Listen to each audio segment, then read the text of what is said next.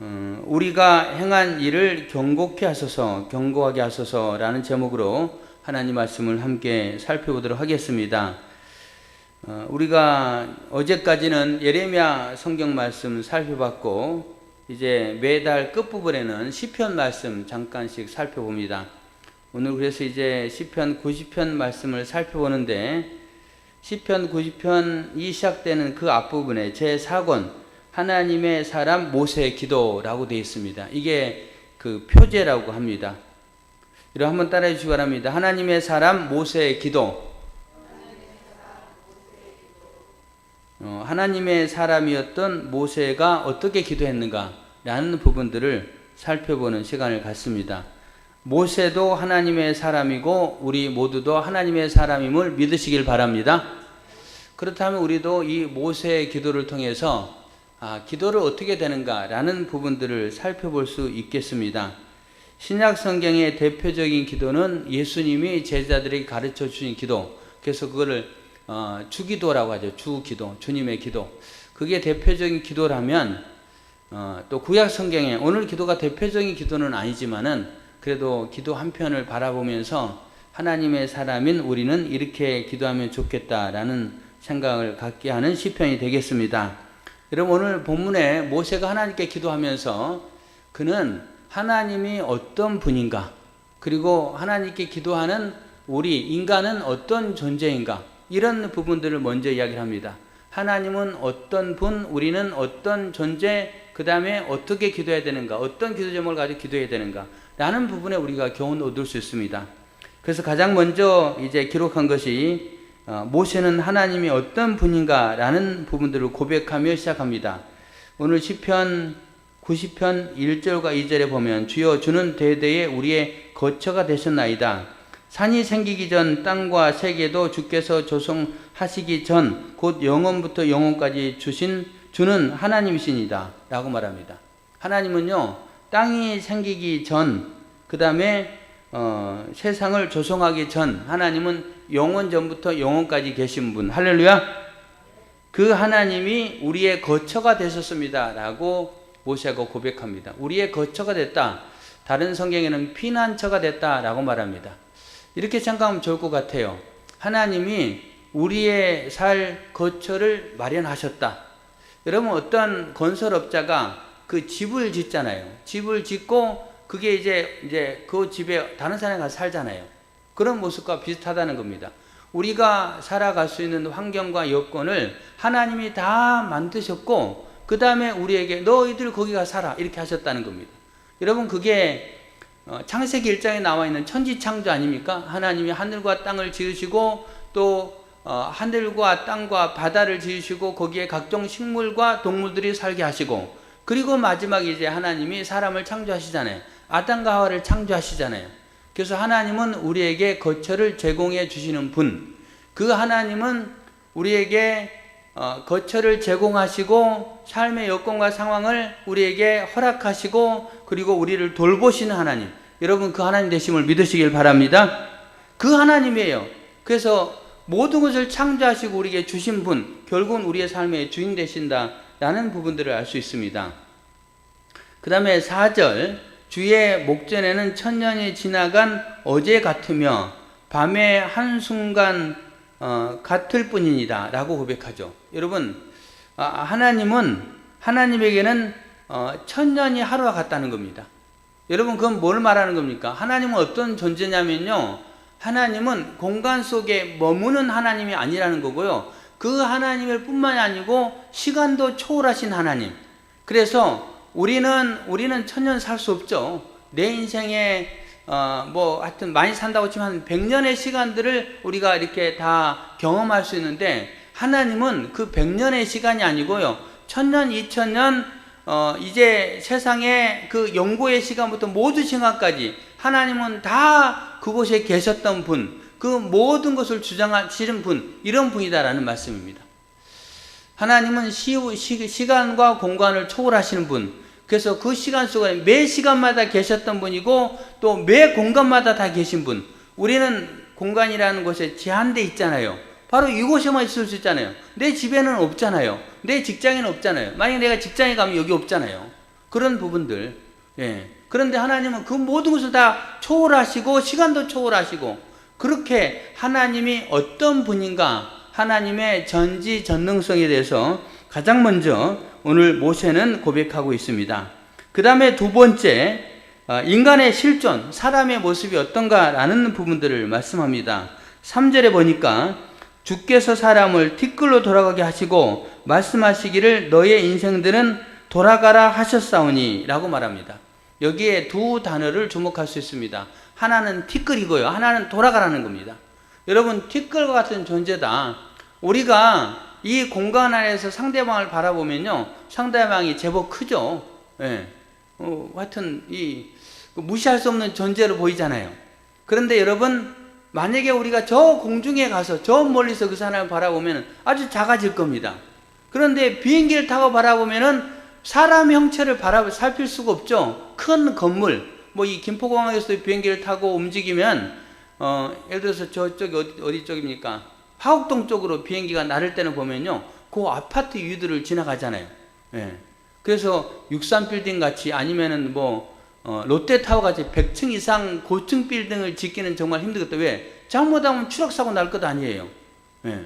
그리고 그런 높은 위치에서 보면은, 아파트도 아주 작게 보이는데 사람의 모습이 보이겠습니까? 아니, 그보다 더 멀리 지구 밖에서 바라본다면 사람의 모습이 보이겠습니까? 티끌도 많도 못한 존재라는 겁니다. 그런데 그거는 동일 시간대에 봤을 때 티끌 많도 못한 존재일 뿐인데 그 동일 시간대를 포함해서 2000년, 3000년, 6000년의 시간들을 다 포함해서 나를 바라본다면 바라볼 수 있겠습니까? 바라보기 쉽지 않을 거예요. 보이지도 않을 거예요. 여러분 이와 같이 우리의 존재는요 어떻게 보면 대단한 존재같이 느껴지지만 하나님이 보시는 관점, 하나님이 우리의 거처가 되셨다고 했는데 우리의 모든 것을 만드셨다고 했는데 그 관점에서 바라보면요 사람 아무것도 아니에요. 정말 하찮은 존재라는 겁니다. 그래서 티끌만도 못한 존재, 티끌이라는 표현을 썼습니다. 그 다음에 돌아가게 하소서 돌아가게 하셨나이다 이렇게 표현하잖아요. 여러분 우리는 하나님이 창조하시고 그리고는 언젠가는 돌아가야 존재, 사람이 죽으면 돌아가셨다고 하잖아요. 돌아갈 존재라는 겁니다. 그런 부분에 우리 사람의 모습에 대해서 분명하게 말씀하고 있음을 보게 됩니다. 그 다음에 또 이야기를 살펴볼 수 있는데 8절에 보면요, 아니 8절 아니고 5절, 주께서 그들을 홍수처럼 쓸어 가시나이다. 그들은 잠깐 자는 것 같으며 아침에 돋는 풀 같으니이다. 풀은 아침에 꽃이 피어 자라다가 저녁에는 시들어 마르나이다. 여러분 사람의 존재는요 하나님이 홍수처럼 쓸어가 버린다는 거예요.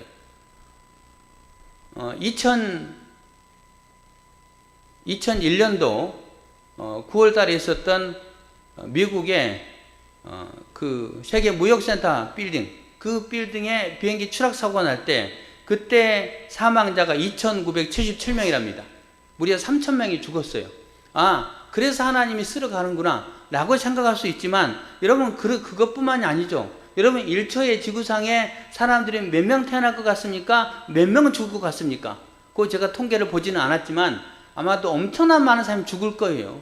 여러분 그렇다는 겁니다. 하나님이 이 세상의 모든 사람을 창조하셨고 보냈지만 하나님은 홍수처럼 사람들 쓸어가 버린다는 거예요. 우리도 마찬가지입니다. 하나님이 쓸어가기를 작정하시면 우리를 한 번에 다 쓸어갈 수 있다는 거예요. 그래서 우리의 존재는 너무 작은 존재고 험한 존재라는 겁니다. 여러분 인본주의를 강요하는 거 조금 우리는 경계할 필요성이 있다는 생각을 합니다. 인간에 대해서 대단히 우러러보고 막 높이는 거, 여러분 우리 서로를 존중하는 거는 중요하지만 하나님의 관점에서 바라보면 우리는 아무것도 아니라는 거예요. 우리는 정말로 아무것도 아닌 존재이지만 하나님 우리를 온 천하보다 소중하게 여기신다는 사실도 믿으시길 바랍니다. 오늘 모세는요, 하나님의 사람 모세는 우리의 모습이 어떤 모습인가 쭉 이야기를 합니다. 그렇게 이야기를 하는 과정 속에 8절에 이런 이야기합니다. 주께서 우리의 죄악을 주의 앞에 놓으시며 우리의 은밀한 죄를 주의 얼굴빛 가운데서 두셨사오며, 이런 말을 합니다. 죄에 대해서 이야기를 합니다. 여러분 무슨 말을 하는 겁니까? 그렇게 티끌만치도 못한 존재이고 하나님이 쓸어가면 우리가 홍수처럼 다 쓸릴 수밖에 없고, 그 다음에 우리는 풀과 같이 잠깐 자라났다가 사라지는 풀과 같은 그런 존재이지만 그 존재 가운데서도 사람은 죄를 짓는다. 그 죄에 대해서 언급을 하고 있습니다. 그리고 하나님 앞에 나아가고 하나님 앞에 기도하기 위해서는 이 죄의 문제를 반드시 해결해야 된다는 거예요. 여러분, 우리는 죄인입니다. 한번 따라해 주시면 합니다. 우리는 죄인입니다.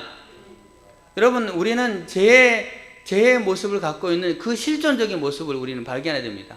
하나님 앞에 기도해야 되는데, 기도하는 사람이 가장 먼저 해야 될 부분이 뭐냐? 나는 죄인입니다. 그리고 그 죄의 문제를 해결해야 된다는 겁니다. 이사야 59장 2절에 보면은 너희 속에 그 죄가 있어서 그 죄로 말미암아 하나님과 우리 사이가 갈라졌고, 그 다음에 그 죄로 말미암아 하나님이 그 얼굴을 가려버렸다라고 말합니다. 우리가 죄를 가지고 하나님에 나아가면요, 하나님이 그 얼굴을 가려버리고 하나님의 얼굴을 가리는 겁니다. 하나님의 얼굴을 가려버리고 하나님의 얼굴을 돌려버리고, 그래서 주님이 우리의 기도를 듣지 않는다는 거예요. 그래서 우리는 분명하게 나는 죄인입니다. 그리고 나의 죄의 고백을 가지고 하나님께 나아가야 된다 라는 부분에 모세는 명확하게 알았기 때문에 모세가 그런 오늘 기도를 하고 있고 그런 고백을 하고 있는 겁니다. 여러분, 하나님의 사람 모세의 기도, 그럼 이건 누가 쓴 걸까요? 모세가 썼겠죠. 신학자는 이렇게 해석을 합니다. 모세가 썼다든지 아니면은 모세의 모습을 바라본 다른 사람들이 모세를 추억하며 쓴 이 시편일 것이다 라고 이야기합니다. 모세가 썼든 모세를 바라보며 추억했던 사람들이 썼든 그 사람은 당대의 사람일 수도 있고, 아니면은 시편은 주로 다윗 시대에 써졌기 때문에 다윗 시대의 사람일 수도 있습니다. 하지만 중요한 공통점은 뭐냐? 모세의 마음을 가지고 이 글을 쓰고 있고, 또 모세가 했던 그 기도와 모세가 했던 그 고백을 가지고 상상해서 쓰고 있다는 겁니다. 모세가 썼든지 모세를 상상하며 썼든지 결국은 동일한 그런 모습입니다. 그 모습 가지고 모세가 우리 인간의 실존, 죄인이다라는 고백을 분명하게 하고 있음을 보게 됩니다. 여러분, 죄의 결과는 뭘까요? 심판이죠. 오늘 본문에는요, 죄에 대해서 하나님이 노하신다, 분노하신다 이런 표현들이요 7절과 9절과 11절에 등장합니다. 하나님은 분노하시는 분, 하나님은 진노하시는 분, 이런 부분이 7절, 9절, 11절에 등장해요. 그래서 죄의 문제를 해결하지 않고는 안 된다는 겁니다. 여러분, 철저하게 여러분의 죄를 고백하고 하나님 앞에 나아가길 힘쓰는 귀한 분들 되기를 바랍니다. 그리고 또 하나 인간의 실존에 대해서 이야기를 합니다. 10절, 우리의 연수가 70이요 강건하면 80이라도 그 연수의 자랑은 수고와 슬픔뿐이요 신속히 가니 우리가 날아가나이다. 여러분, 모세가 사람의 연수를 표현합니다. 보통 70이다. 그리고 강건하면 80이다. 이렇게 말합니다. 인간의 수명이 한 70 정도 그렇게 살아갈 수 있다라는 표현이다라고 하면 되겠습니다. 70까지는 이제 그냥 평범하게 사는 인생, 그리고 70 이상, 강건하면 80이라고 했는데 요즘은 100세 시대라고 하잖아요. 하여튼 오래 살 수 있지만 오늘 이 본문 말씀을 통해서 우리가 느낄 수 있는 것은요, 내가 70살까지만 살았으면 그래도 하나님의 복을 받고 살았다라고 고백할 수 있는 거예요. 그리고 70 이상의 그 이제 나이 가운데 있다면 그거는요 덤으로 살아가는 인생입니다. 덤으로 살아가는 인생. 정말 큰 복을 받은 사람의 인생이에요. 할렐루야. 우리 오늘 함께 동참하신 분들 가운데 덤으로 살아가는 인생, 곧 덤으로 살아갈 인생을 살아갈 분, 뭐 이렇게 우리 가운데 다 있습니다. 여러분, 그렇습니다. 70 이상 살면 덤으로 살아가는 것 같아요. 덤으로 살아가는데요, 거기에 그 연수의 자랑은 수고와 슬픔뿐이다 라고 말합니다. 수고와 슬픔뿐이다. 실제 그렇게 생각할 수 있는 것 같아요. 우리 인생이, 아니 목사님 훨씬 행복한 순간이 많은데요, 기쁘고 즐거운 순간이 많은데요 라고 표현할 수도 있겠지만, 여러분 지난 날을 돌아보면 여러분의 머릿속에, 우리의 머릿속에 뭐가 훨씬 더 기억이 납니까? 슬픈 일이 훨씬 기억이 많이 나잖아요. 여러분, 기쁘고 즐거웠던 일은요 그 잘 기억나지 않습니다. 굉장히 내가 힘들었고 마음으로 괴로웠던 그 일들, 그런 일들이 많이 생각나거든요. 그래서 모세가 인생길을 그는 120세를 살았는데 그 살아가면서 수많은 주변의 사람들의 그 죽음을 보는 거예요. 광야 길에 그 모습을 바라보는 거예요. 그래서 돌아보면 슬픔밖에 없다는 겁니다. 내 주변에 슬픔밖에 없다. 그 다음에 수고의 인생이었다. 여러분 그렇죠. 수고를 우리가 벗어날 수 없어요. 예, 수고. 여러분 우리는 늘 수고 속에 살아갑니다. 아담과 하와가 하나님 앞에 범죄한 이후에 아담으로 하여금 땀을 흘려야만이 이제 열매를 맺게 될 것이다 라고 했잖아요. 그래서 우리는 늘 수고의 삶을 살아갑니다. 여러분 수고하잖아요. 수고를 빼고는 우리 인생을 할 수 없어요. 열심히 공부하는 수고하잖아요. 그 다음에 또 열심히 또 일터에서 내가 버티려고 내가 삶을 영위하려고 얼마나 수고합니까? 근데 그 수고 가운데 우리한테 있는 것은요 굉장히 또 슬픔이고 또 힘듦이잖아요. 그런 부분들 여러분 어떻습니까? 여러분의 수고 가운데 이런 수고도 있습니다. 어떤 수고냐면 나의 수고도 있지만 그 수고 가운데 내 남편을 생각하면서 내 남편이 잘 돼야 되는데 그런 부분들은 나는 늘 이렇게 부담스러워하고 또 삶의 짐을 지고 살아가고 있습니다. 내 자녀들 잘 돼야 되는데 내 자녀들 신앙생활 잘 해야 되는데 내 가족들 잘 돼야 되는데 우리 교회도 이렇게 돼야 되는데 또 우리나라도 이렇게 돼야 되는데 여러분 그런 늘 수고의 짐을 지고 있잖아요. 그게 우리 인생의 모습인 것 같아요. 모세는 명확하게 그걸 알았기 때문에 우리의 인생이 슬픔과 수고와 슬픔밖에 없다라고 고백하고 있는 모습을 보게 됩니다. 그것이 우리의 모습이라는 거예요. 다만 여러분 성경은 우리에게 말씀해 주고 있습니다. 어떤 말씀을 하고 있습니까? 수고하고 무거운 짐진 자들아 다 내게로 오라 내가 너희를 쉬게 하리라. 여러분 주님은 우리를 쉬게 하신다는 사실을 믿으시길 바랍니다. 그런 수고에 대해서 말씀하고 있고 그 다음에 또 세 번째 뭐라고 이야기하냐면은 슬픔뿐이요 신속기간이 우리가 날아가나이다. 예, 우리 인생이요 70 내지 80 그 다음에 수고와 슬픔뿐인데 그 시간들은요 신속히 날아가납니다. 예, 실제 그렇지 않습니까? 우리 인생이 신속히 날아가는 거예요. 그게 우리 인생의 모습이라는 겁니다. 그것이 우리의 실존적인 모습이라고 모세가 고백을 하고 있습니다. 저는 이 본문을 보면서 이런 생각도 해봤어요. 70이면은 평범한 삶을 살았고 그 이상은 덤으로 살아가는 인생인데 이것을 우리는 어떻게 해석해야 될까? 그리고 70이든 80이든 그것은 날아갈 뿐인데 금방 날아갈 건데 순식간에 날아갈 건데 어떻게 살아야 되는가? 두 가지 관점 구분해서 살펴볼 수 있겠습니다. 70까지 하나님 우리에게 주셨어요. 그게 평범한 인생이고 우리가 살아갈 인생입니다. 그렇다면은 여러분 70까지 최선을 다해 살아가야 된다는 거예요. 최선을 다해서 하나님이 나에게 주신 소명을 따라서 사명을 최선을 다해서 감당하는 삶. 여러분 그렇게 살아가고 있습니까? 하나님 우리에게 주신 생명이 70이에요. 70까지 최선을 다해 살면 그걸로 우리가 만족할 수 있는 거예요. 그 이상은 덤으로 사는 삶입니다. 그래서 70까지 여러분 최선을 다해 살아가는 귀한 분들 되시길 바랍니다. 예, 그렇게 살아가야 돼요. 우리 최권사님 70대면 몇 년 남았습니까? 이제 얼마 안 남았어요. 예, 그러면 남은 기간 최선을 다해야 됩니다. 그런데 가끔요 70 넘어서 뭘 하려고 하는 분들이 있어요. 예, 넘어서 거의 제가 보기에는 70 넘어서 생각하는 그 두 가지 생각이 바른 생각이 아니다라는 생각을 가져보는데요. 목사님들의 예를 들어보겠습니다. 제가 이제 목회하니까 목사님 이야기들 많이 듣겠죠. 이런 목사님들이 있습니다. 내가 은퇴하면 이제 나는 여행 다닐 거고 낚시나 다닐 거고 이제 충분히 70년 동안 고생했으니까 목회하느라 힘들었으니까 그 이후에는 내가 좀 쉬고 즐길 거야. 그렇게 말하는 목사님들이 있습니다. 그 다음에 두 번째 목사님은요 70 넘어서 자꾸 설교하려고 해요. 어디 가서 자꾸 이제 사역하려고 해요. 네. 70 넘어서. 어떤 목사님 이야기 하더라고요.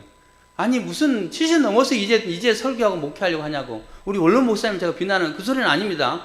오해하거나 착각하지 마십시오. 우리 목사님 참 좋은 분이에요. 그런 분 말고 아주 목회한 다음에 막 후임에 가가지고 막 목회 간섭하고 뭐하고 이런 분들이 있어요.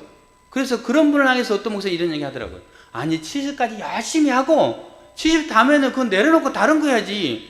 70 넘어가지고 그동안 놀면서 적당히 했기 때문에 70 넘어서 아쉬우니까 그때부터 뭘 하려고 한다고 이런 이야기 하시는 분 있더라고요. 여러분 뭘 말하는 겁니까?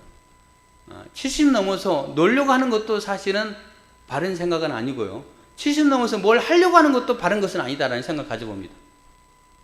그래서 여러분 뭘 우리가 교훈을 얻을 수 있습니까? 70 전에 열심히 하라는 거예요. 한번 따라해 주셔야 합니다. 70 전에 열심히 합시다. 네, 70 지난 다음에 내가 지난달을 돌아보니까 참 이걸 못한 것 같다. 후회하면 뭐합니까? 여러분, 우리는 지혜롭지 못하기 때문에 후회를 할 수 있지만, 그것도 불구하고 70세는 열심히 해야죠. 그리고 후회하지 말아야 되죠. 다만 여러분, 70 넘으면 덤으로 사는 인생이라고 했잖아요. 덤으로 사는 인생은 어떻게 살아야 될까요? 아, 이제 목사님 저 은퇴했으니까 이제 좀 쉴게요. 다 내려놓을게요. 그동안 고생 많이 했잖아요. 예, 그러면 쉬는 건 맞습니다. 그런데 하나님의 뜻이 어디 있는가 살펴봐야 됩니다. 하나님 우리에게 너 70까지 수고했으니까 이제 쉬어라 라고 한다면 뭘 해야 될까요? 하나님 데려가야죠. 데려가야 됩니다. 왜? 이 땅에 남아있으면 자꾸 죄를 짓게 되잖아요. 예, 자꾸만 우리가 잘못하게 되잖아요. 그래서 진짜 쉬고 싶다 하면 데려가는 게 맞습니다. 그런데 남겨두세요. 그럼 뭐 해야 되는 겁니까? 하나님이 70 넘어도 나를 남겨두셨다. 덤으로 살아가게 하셨다. 그 덤의 인생은 그냥 적당히 쉬면 되고 뭐 즐기면 되고 아니라는 거죠. 제가 생각하기에는. 여러분, 오늘 본문의 저자 모세가 몇 살 살았다고 했습니까? 120세를 살았습니다. 그는 왕궁에서 40년, 그리고 광야에서 40년, 그리고 이스라엘 백성들을 광야 땅에서 이끄는 40년을 살았습니다. 여러분, 하나님이 주신 덤으로의 40년을 살았던 모세는요, 그 모세는 40년을 열심히 사역하며 달려갔습니다. 자기에게 덤으로 준 인생도 낭비하지 않았다는 거예요. 그냥 우리는 그렇다면 그렇게 살아가야 되는 겁니다.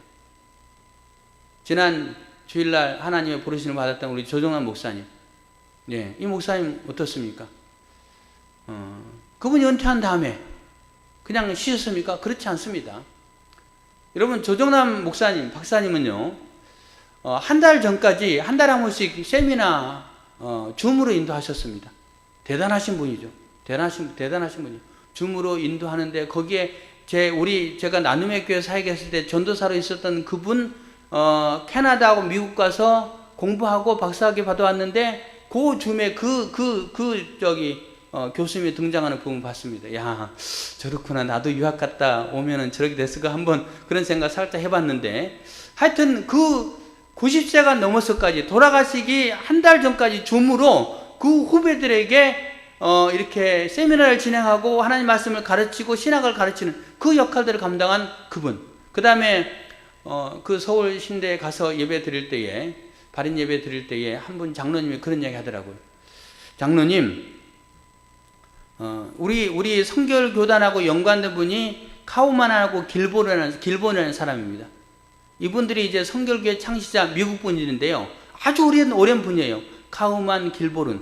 예, 우리 성결교회 역사에 보면 가장 거의 앞부분 10페이지 안에 등장하는 인물들입니다. 그 길본과 이 조정남 목사님이 이렇게 연관이 있었던 것 같고, 그 길본은 씨의 이제 그 책을 번역해서 이렇게 했던 것 같아요. 그래서 그 정보를 알았던 어떤 분이 그 길본은 박사의 그 책을 번역해달라라고 해서 이 조동남 목사님이 마지막 그래서 아마 올해나 작년이었겠죠. 그 책을 번역했답니다. 번역하면서 그 장로님에게 이거는 이제 내 평생의 마지막 번역본이야 라고 이야기했다는 거예요. 여러분, 그게 하나님이 주신 덤으로 살아가는 인생의 한 모습이 아닐까요? 여러분, 그렇다는 거예요. 그래서 70세까지는 후회 없이 열심히 나에게 준 사명을 감당해야 될 것이고요, 70 후에 준 덤으로 사는 인생도 낭비하면 안 된다는 거예요. 하나님이 주신 인생이라는 겁니다. 우리가 그 70세 이후에 뭘 할까? 그거는 사실 쉽지는 않죠. 그러나 찾으면 되는 거고, 또 거기서 중요한 요소는 뭘까요? 내가 70 동안 살아가면서 관점, 세상을 향하는 관점도 있지만 하나님을 향하는 관점 가운데 내가 이런 부분에 제대로 못했던 것 같아. 교회를 섬기면서, 하나님 섬기면서. 그러면 그 부분을 가지고 그 위에 감당하면 좋지 않을까요? 라는 생각을 해봅니다. 예, 이런 부분들. 그래서 오늘 70이면 보통이고 80이면 강건하다. 이런 모세의 고백을 통해서 120살까지 살았던 모세가 어떻게 살았는가라는 부분을 통해서 우리가 이 부분들을 살펴볼 수 있겠습니다. 여러분, 그래서 오늘 모세는 첫 번째, 두 번째 이야기를 합니다. 하나님 어떤 분인가? 두 번째, 인간의 실존은 어떤 존재인가? 라고 이야기를 하고, 그 바탕 가운데 이제 12절부터 그 하나님 앞에 기도하는 모습을 보입니다. 오늘 12절 말씀. 가장 첫 번째 기도는 인생에 살아갈 나를 헤아릴 줄 아는 지혜를 달라고 기도합니다. 우리에게 우리 날 계수함을 가르치사 지혜로운 마음을 얻게 하소서. 여러분, 그렇습니다. 살아가는 삶 속에 하나님 내게 준 그 시간 속에 지금 내가 뭘 해야 되는가, 어떤 게 가장 지혜로운 삶인가? 하나님께 우리는 지혜를 구해야 됩니다. 지혜를 구해야만이 그 시간이 어리석게 낭비돼서 보내지 않게 된다는 겁니다. 하나님 지금 제가 뭐 해야 됩니까? 여러분 주님 앞에 지혜를 구하는 귀한 분들 되시길 바랍니다. 우리는 하나님께 지혜를 구해야 돼요. 저는 이번 한 주 동안 큐티하면서 예레미야 25장 5절 말씀이 큰 마음의 감동으로 다가왔습니다. 그가 이르시기를 너희는 각자의 악한 길과 악행을 버리고 돌아오라. 그리하면 나 여호와가 너희와 너희 조상들에게 영원부터 영원까지 준 그 땅에 살리라. 이런 내용인데요. 그 내용 악행과 악한 길 그거 말고 그 뒷부분 나 여호와가 너희와 너희 조상들에게 영원부터 영원까지 준 땅. 예. 그 땅은 이스라엘 민족의 땅이 아니고 하나님이 주신 땅이구나 라는 그 부분에 제게 마음의 감동으로 와 닿았습니다. 그 땅은 이스라엘 땅이 아니라는 거, 하나님 주신 땅이라는 거예요. 그런데 그것을 제 삶에 적용을 해보니까 나의 인생, 제 인생의 주인이 누구냐? 하나님이라는 거예요. 내 인생의 주인은 하나님이구나. 그런데 저의 삶의 모습 가운데 뭐냐면 아둥바둥하고 살았다는 겁니다. 예, 노심초사하고 살았다는 거예요. 뭐 때문에? 어떻게 하면 교회를 부흥시킬 수 있을까? 어떻게 하면 성도들을 잘 양육하고 믿음의 길을 잘 이룰 수 있을까? 또 이런 문제들이 발생했는데 교회 안에 또 우리 가정 안에 그런 문제들을 어떻게 해야 될까? 그 내 힘으로 해결하려고 많이 했었다는 거예요. 그게 저한테는 무거운 짐이었다는 겁니다. 너무 무거운 짐이었다는 거예요. 그래서 최근에 설교했던 그 요나 설교 가운데 요나 컴플렉스 그 부분을 이렇게 이제 설교 준비하면서 그 자료를 찾으면서 이게 꼭 나의 모습이구나. 그래서 제 모습이 어떤 모습이냐면 정말 숨고 싶은 모습. 예. 사람들에게 전화하고 사람들하고 만나는 게 너무너무 부담스러운 거예요. 물론 다는 아니겠죠. 예. 다는 아니지만은 가벼운 마음으로 만나는 사람, 이렇게 또 즐거운 대화를 나누려고 만나는 사람은 부담스럽지 않은데 그렇지 않은 사람은 다 부담스러운 거예요. 너무너무 부담스러운 거예요. 누가 제일 부담스러울까요? 우리 성도님들 그렇지는 않습니다. 네, 목사님들이 제일 부담스러워요. 네, 목사님들의 전화 하려면 이거 부담스러운 거예요. 굉장히 부담스러운 거예요. 그래서 제가 자꾸 숨고 싶고 그리고 제 모습 보니까 그 어머니 품속에 들어가 있는 그 공간이 저한테는 너무 행복한 공간이다 라는 느낌을 받는 거예요. 왜 그러냐? 그거의 시작은요, 나의 짐, 제가 지고 있는 짐, 그 짐의 무게 때문에 그렇다는 거예요. 그 짐이 내 짐이라고 생각했고, 내가 해야 된다, 내 힘으로 하려고 생각했던 거예요. 그런데 이 본문 말씀을 보니까, 나 여호와가 너희와 너희 조상들의 영원부터 영원까지 그 땅에 살리라. 하나님 주신 땅. 내 인생 중에 하나님이구나. 그래서 아까 말씀드린 대로 수고하고 무거운 짐진 자들아 다 내게로 오라. 내가 너희를 쉬게 하리라. 이 무거운 짐을요 하나님께 내려놓을 수 있어요. 이 사역도 하나님이 나에게 맡긴 거지 내가 주인 아니구나. 왜 내가 자꾸 하려고 했지? 하나님께 맡기면 하나님께 맡기는 제 마음 가지니까 조금 마음이 편해졌어요. 지난 주일날 설교 엄청 부담스러웠어요. 오늘은 설교가요 좀 부담스럽지 않습니다. 왜 부담스럽지 않냐? 그냥 짐을 하나님께 내려놨으니까. 네. 그렇다고 제가 소홀히 준비했다는 말은 아닙니다. 최선을 다해 준비했고요. 그래서 짐을 내려놓으니까 조금 괜찮았어요. 여러분 뭘 말하는 건가? 오늘 모세가 하나님 기도하잖아요. 우리 인생의 계수함을 아는 지혜를 달라고. 여러분 그렇습니다. 여러분도 여러분 가정의 가장으로서 여러분의 부모로서 또 여러분 직장의 어떤 역할로서 교회의 어떤 역할로서 그 무거운 짐을요 여러분이 하려고 하지 마시기 바랍니다. 하나님께 내려놓으세요. 그것도 지혜 아닐까요? 지혜? 하나님이 제게 예레미야 25장 5절 통해서 깨닫게 해주신 지혜. 그러면은 우리의 삶 속에 내가 어떻게 살아야 되는가 그것도 하나님에게 기도해서 그 지혜를 주십시오 라고 구하는 건 우리에게 필요한 것 같아요. 여러분 모세가 이 첫 번째 기도를 드리고 있다는 겁니다. 여러분도 모세와 같이 하나님 앞에 그렇게 기도드리는 귀한 분들 되기를 바랍니다. 그 다음에 모세의 두 번째 기도는요 13절부터 펼쳐지는데 거기에 보면은 일생 동안 즐겁고 기쁘게 살게 해달라고 기도합니다. 내 인생길 가운데 좀 이렇게 힘든 일들이 많이 있었다는 거예요.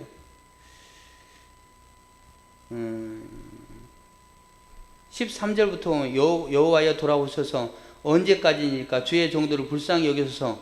아침에 주의 인자하심이 우리를 만족하게 하사 우리를 일생 동안 즐겁고 기쁘게 하소서. 우리를 괴롭게 하신 날 수대로와 우리가 화를 당한 연수대로 우리를 기쁘게 하소서.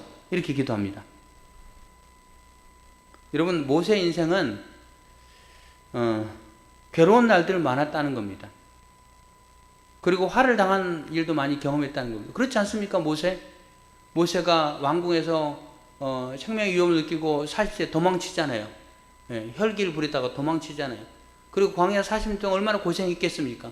그리고 이스라엘 백성을 40년 이끌면서 또 얼마나 괴로운 일들을 많이 당합니까? 그 백성들이 모세를 공격하기도 하고, 그것 때문에 하나님이 그 진노하셔서 그걸 치시면 주변에 많은 사람들이 생명을 거두기도 하고, 예, 수많은 그 역경들이 앞에 있고, 그런 시간들을 갔잖아요. 하나님, 그렇게 내 인생이 괴로웠던 것 같이 그 비중만큼 나에게 즐거운 일, 기쁜 일도 많게 하여 주옵소서 라고 하나님께 기도하고 있는 모세의 모습입니다. 여러분, 그렇습니다. 우리의 삶에 기쁨과 즐거움이 꼭 필요해요. 있어야 됩니다. 여러분, 행복하고 즐겁게 살아가는 교회분들 되기를 바랍니다. 또 그것을 위해서 기도하는 교회분들 되기를 바랍니다. 잠언 17장 22절에 보면은 마음의 즐거움은 양약이라도 심령의 근심은 뼈를 마르게 하느니라 라고 되어 있습니다. 마음에 근심하면요, 뼈를 마르게 하는 거예요. 저는 염려가 좀 커지면요, 바로 치통이 옵니다. 바로 치과 가야 돼요. 그러면은 말합니다. 이가 썩었습니다. 아니면 염증이 생겼습니다. 아니, 1년 내내 염증이 안 생기다가 근심이 좀 커지면은 염증이 생겨요. 그 깨달은 게, 마음의 근심이구나. 근심이 뼈를 마르게 하는구나. 이도 뼈잖아요. 예, 뼈. 그래서 제 뼈가 상하는 거예요. 허리가 아픈 거예요. 이건 근심이라는 겁니다. 예, 골수가 상하는 거예요. 성경은 명확하게 말합니다. 그러나 반대로 마음의 즐거움은 양약이다. 마음의 기쁨과 즐거움이 넘치면요, 아픈 병도 치료된다는 거예요. 할렐루야. 그래서 우리는 모세와 같이 하나님께 기도해야 됩니다. 우리의 날 계수하며 지혜를 주셔서, 내가 어떻게 살아가야 돼 지혜를 주셔서, 인생의 정말 비밀을 깨닫게 하여 주옵소서. 진리를 깨닫게 하옵소서. 내가 그 짐 다 지지 않게 하옵소서. 하나님께 맡기는 그 기도. 여러분, 그런 깨달음, 이런 깨달음을 이렇게 달라고 기도해야 될 것이고, 두 번째로는 하나님, 내가 인생의 괴로움을 겪은 것 같이, 아니 그만큼, 그 비중만큼 나에게 기쁨과 즐거움 있게 해 주옵소서 라고 기도하는 여러분 되시길 바랍니다.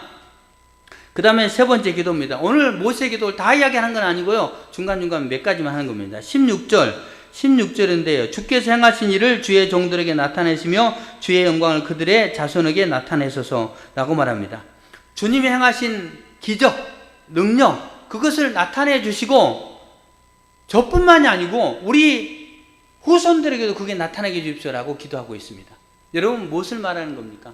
하나님의 기적과 하나님의 기도의 응답과 성령의 일하심을 보여주는 것. 여러분, 그게 우리의 삶에 필요하죠. 왜? 그런 기도의 응답과 하나님의 기적을 경험하면요, 그 가운데 뭡니까? 살아계신 우리가 하나님을 분명하게 이렇게 느끼게 되잖아요. 여러분, 그런 부분입니다. 새벽 설교 시간에 제가 한번 이야기했을 수도 있는데, 우리 교회 방송사하는 분, 저분 나는 잘 못 믿겠다. 저분 뭐 좀 신뢰가 안 간다. 뭐 이런 이야기 몇 번 했잖아요. 근데 지금은 조금 바뀌었습니다. 어떻게 바뀌었냐? 저분이 필요해서 하나 우리에게 보내줬구나. 왜 그러냐? 그분요, 그 다른 분이 왔으면 방송사를 그냥 이 옥상만 했을 건데, 그 중간에 2층에 새는 바람에, 그분이 약간 실수도 있었습니다. 그거에 포함해서 새는 바람에 저한테는 멘붕이 왔고, 그러다 보니까 그분이 여러분 지금 이 종탑이 있잖아요. 거기에 지금 거의 다 메꿨습니다. 그걸 다 메꿨어요. 그걸 메꾸는 바람에 이제 더 안 새게. 물론 이제 종탑은 조금 문제가 있는데 그것도 하여튼 보완할 거고요. 그럼 저분이 필요해서 우리 보내줬구나. 그 다음에 또 뭐 주방 그 위에 지붕도 다시 만들어준다고 하고, 화장실 지붕도 그분이 만들어주는, 저 화장실에 이제 고민이 있었던 거예요. 저 앞에 있는 창문을 어떻게 되나, 없애면 환풍으로 다시 만들어야 되는데, 고민이 되는데 어떻게 되나 하는데, 이분이 어제 이야기하더라고요. 그제?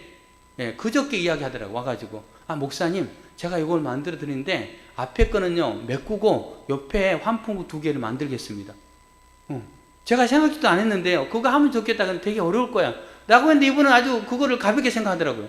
그 두 개를 만들 거고요. 스위치는 하나는 전기 스위치, 하나는 환풍구 스위치 만들 겁니다. 그 환풍구를 남자 화장실 쪽 하나, 여자 화장실 쪽 하나 이렇게 만들겠다. 그러면은 앞에 창문 없애도 되고 거기에 교회 간판 만들어도 되고. 이런 아이들을 갖고 있더라고요.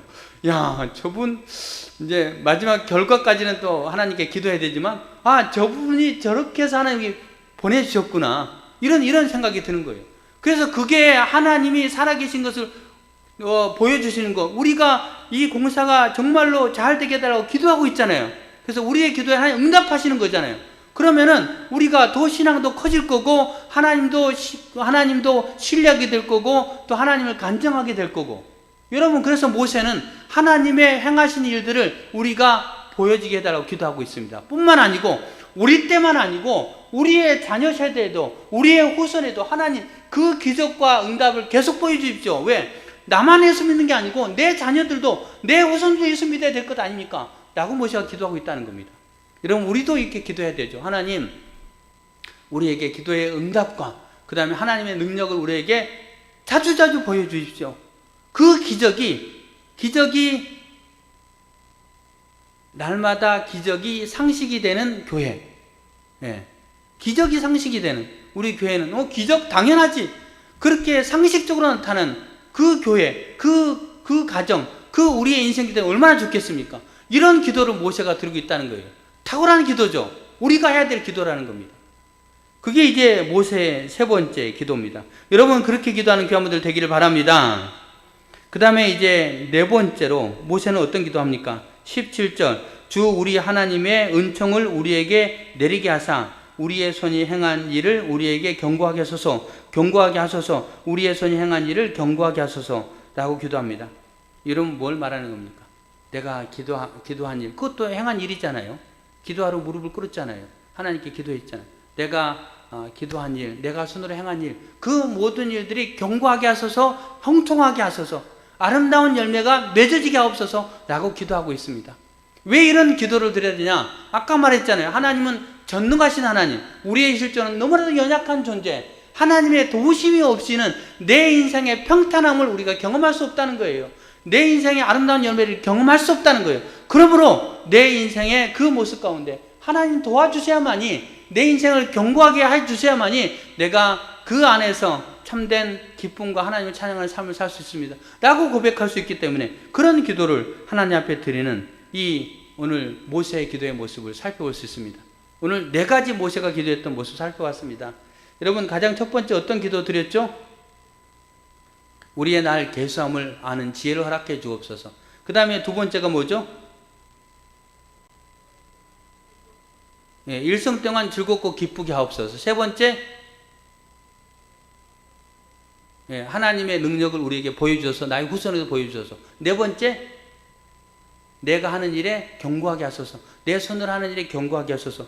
여러분, 이렇게 기도하면 여러분 복된 삶 되지 않겠습니까? 이 오늘 본문 말씀 보면서요, 제가 한 인물이 생각이 났어요. 누가 생각이 났냐면요, 야베스가 생각이 났습니다. 야베스.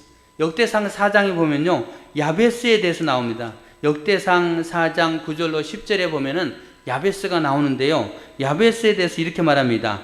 야베스는 그의 형제보다 귀중한 자라. 그의 어머니가 이름하여 이르되 야베스라 하였으니 이는 내가 수고로의 나였다 함이었더라 라고 표현합니다.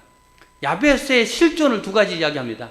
그의 형제보다 귀중한 자다. 그 형제 가운데 가장 귀중한 자다라고 표현합니다. 왜 귀중한 자일까요? 이거를 신학자들은 유추합니다. 아마 그는 독자였을 것이다. 3대 독자, 4대 독자, 독자였을 것이다. 이렇게 추측합니다. 형제보다 귀중한 자. 독자가 아니고 형제가 많으면은 그 형제 한 명 좀 부족하고 연약해도 괜찮아요. 다른 형제들 있잖아요. 그런데 이 야베스는요, 3대 독자, 4대 독자 이렇게 된다는 거예요. 그런 야베스의 모습이고요. 그 다음에 두 번째, 야베스에 대해서 이는 내가 수고로이 낳았다 함이었더라. 그 어머니가 야베스를 낳으면서 고생했다는 겁니다. 해산에 수고가 있었다는 거예요. 해산에 수고가 있었는데 신학자들은 이렇게까지 유추합니다. 아마도 그는 장애를 가지고 태어났을 거다. 독자고 장애고 불쌍한 사람이죠. 불쌍한 사람인데 야베스, 그가 티끌만도 못한 존재, 연약한 모습이지만 그는 하나님께 기도합니다.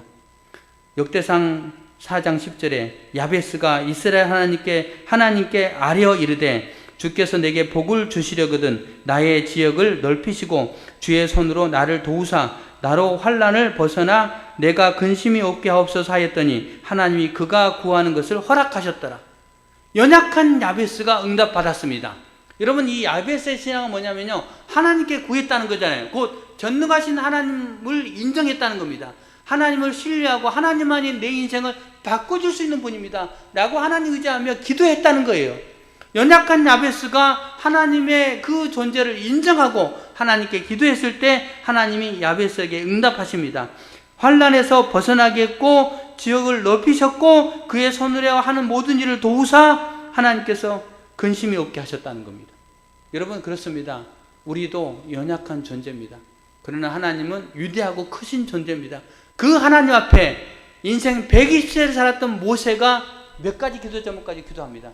이 기도 여러분 붙잡고 기도한다면 여러분도 모세와 같이, 여러분도 야베스와 같이 응답받고 또 하나님의 크신 은혜, 형통함을 경험하게 될 줄로 믿습니다.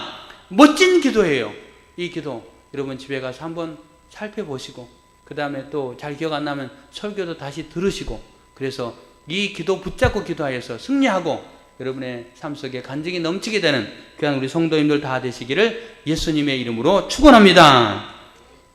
네, 함께 기도하도록 하겠습니다. 오늘 말씀 생각하며 기도하겠습니다. 야베스의 기도, 그의 기도는 자기의 실존을 알았습니다. 나는 티끌만도 못한 존재, 그리고 나는 하나님이 불러가시면 홍수처럼 불러갈 수 있고 나는 풀과 같은 존재입니다. 나는 죄인입니다. 그런 분명한 깨달은 고백을 가지고 모세가 하나님께 기도합니다. 인생의 날 계수함의 지혜를 허락해 주옵소서. 하나님의 능력을 경험하게 하옵소서. 내 인생에 늘 즐겁게 하옵소서. 그리고 내가 손을 하는 모든 일에 형통하게 하옵소서. 그렇게 기도했는데 하나님, 우리도 이렇게 기도하길 원합니다. 그렇게 기도하고 내 인생이 지금까지는 수고와 슬픔뿐이 모르지만은 이제 하나님께서 내 인생을 바꾸시는 그 은혜를 우리가 경험할 수 있게 해달라고 함께 말씀을 생각하며 통성으로 기도하도록 하겠습니다. 기도하겠습니다. 고마우신 아버지 하나님, 감사합니다. 하나님, 우리를 사랑